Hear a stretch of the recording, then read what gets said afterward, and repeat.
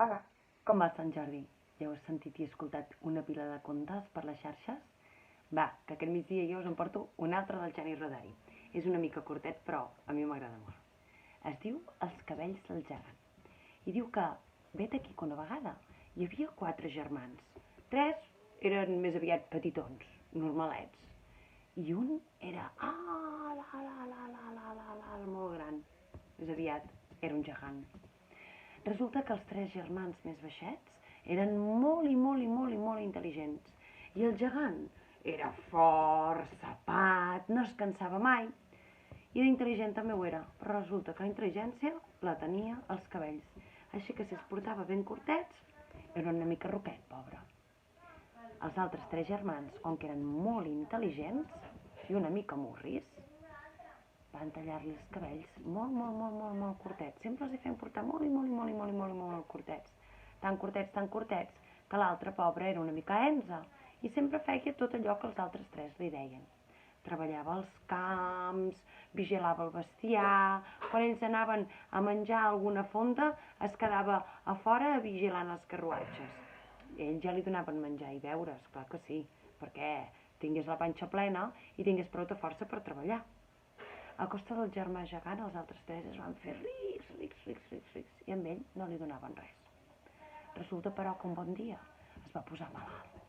I es va posar molt malalt, i els altres 3 germans van estar super preocupats. Mare meva, encara ens quedarem sense la nostra font d'ingressos, que el nostre germà és la nostra riquesa, que si ningú ens treballa als camps, ni ningú ens cuida les bèsties, què farem, com menjarem? I ja me'l teniu, que el van posar en un llit, amb coixins daurats, amb llençols de seda. Van trucar als metges més cars i més famosos que van trobar a veure que si li trobaven la manera de curar-lo.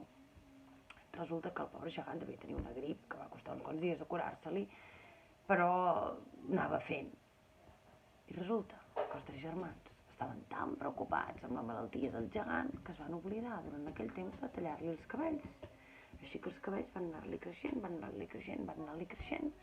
i un bon dia es va despertar quan els seus germans encara dormien i es va donar una mica de tot plegat. Clar, com que la intel·ligència la tenia al cabell, quan ja els va tenir una mica més llarg, va dir, uf, aquí em passa alguna. Els meus germans només em volen sa perquè em volen fer treballar. I va aprofitar que els altres 3 encara dormien, que els va embolicar amb unes llonganisses i els va pujar a dins del carro. Els altres es van despertar, esturats, parats. Oh, què passa, que ja et trobes bé, on ens portes, què fas? Ja ho veureu. I Zizi va agafar el carro, truc, i els va portar fins a l'estació.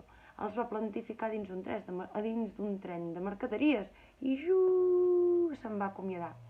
Ara tot això és meu, els havia dit el gegant. No us vull veure tornar mai més per aquí. I així va ser. El gegant va treballar una mica menys, va passar menys diners perquè no necessitava tants, i els seus 3 germans no se'n va tornar a sentir parlar. I conte contat. Aquest altre conte per Sant Jordi s'ha acabat. Fins d'aquí una estona.